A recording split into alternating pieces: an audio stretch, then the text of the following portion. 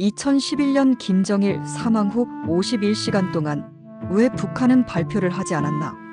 그 배후엔 무엇이 있었나? 2009년 가을 어느 날 평양의 한 병원 앞은 유난히 조용했다. 새벽 2시 수행의사가 조용히 말했다.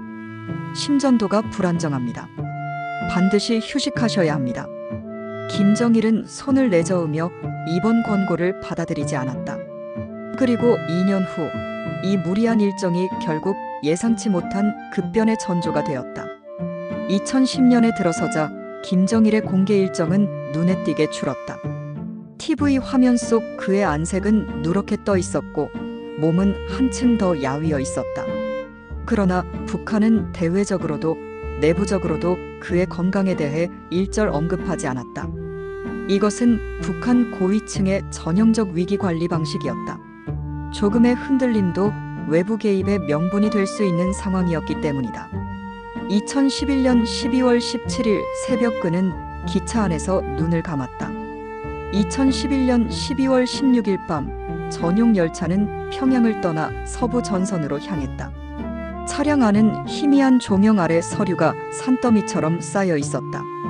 경위장이 조심스럽게 말했다. 위원장 동지, 주무셔야 합니다. 그는 짧게 답했다. 일부터 끝내라.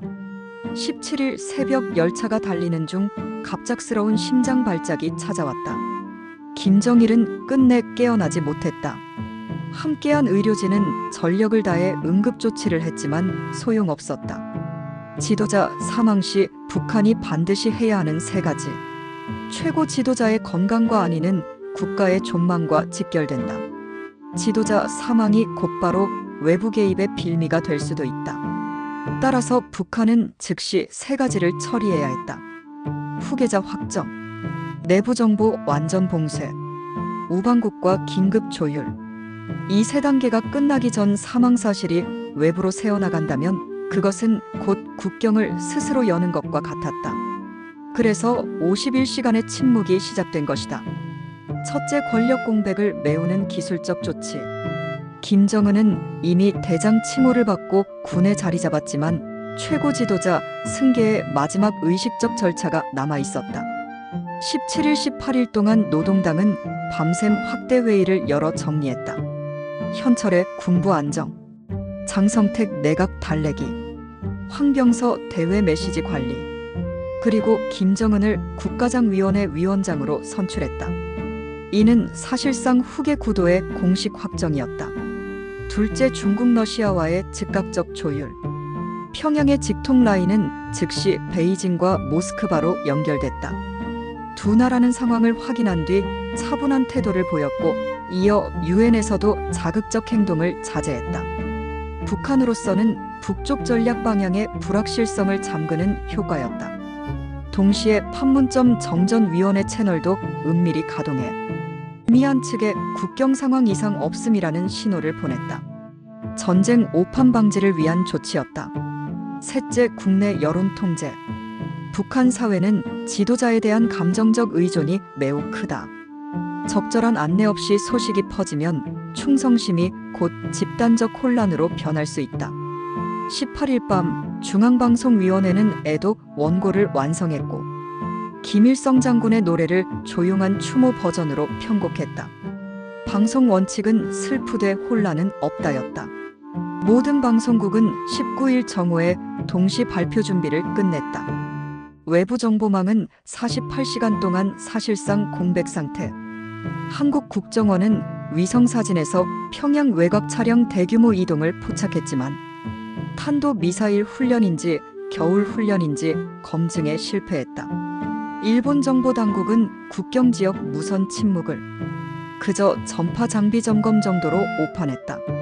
아무도 지도자 급사라는 초고 위험 사안을 북한이 이렇게까지 강제로 동결할 거라고는 예상하지 못했다. 19일 정오 51시간의 침묵이 깨지다. 조선중앙통신은 짧은 속보를 내보냈다. 김정일 동지께서 급성 심근경색으로 서거하셨다. 향년 69세. 30분도 지나지 않아 텔레비전은 검은 바탕에 흰 글씨로 부고를 띄우고 통곡하며 줄지어 선 장면이 이어졌다. 북한 주민들에게 이 소식은 갑작스러우면서도 어딘가 예감했던 순간이었다. 거리마다 추도 현수막이 걸렸고 학교와 공장, 작업장은 즉시 중단되었으며 13일간의 국가에도 기간이 시작됐다.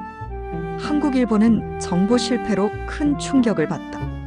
한국 보수 언론은 분노했다. 수십억 달러짜리 정보 시스템이 왜 아무것도 못 맞추나? 청와대는 조심스럽게 정보 공유에 시간차가 존재한다고 답할 수밖에 없었다.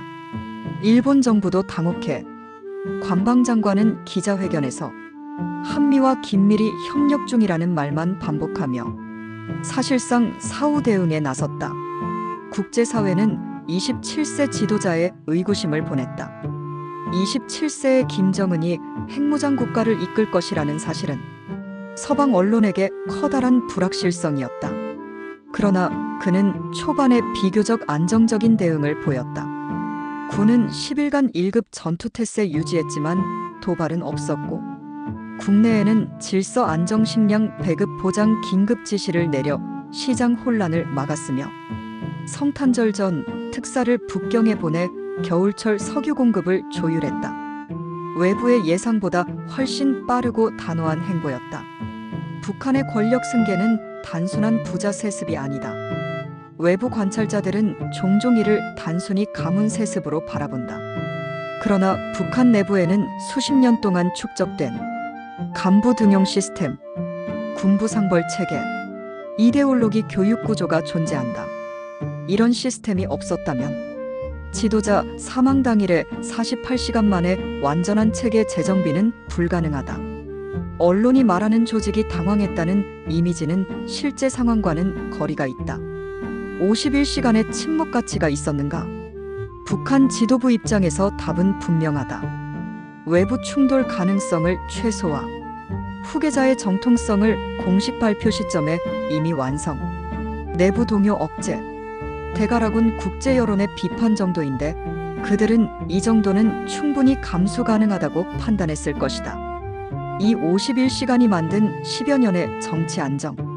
2012년 이후 김정은은 군수과학시설 집중 시찰, 경제관리기구 조정, 중국과의 변경 무역재개 등을 통해 등장 권위 확보 안정과시의 3단계를 완성했다.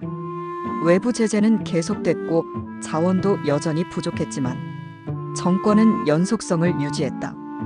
그 출발점이 바로 그 51시간의 침묵이었다. 2011년 12월 그 기차 안으로 돌아가면 열차는 얼음 낀 철길을 달리고 있었다.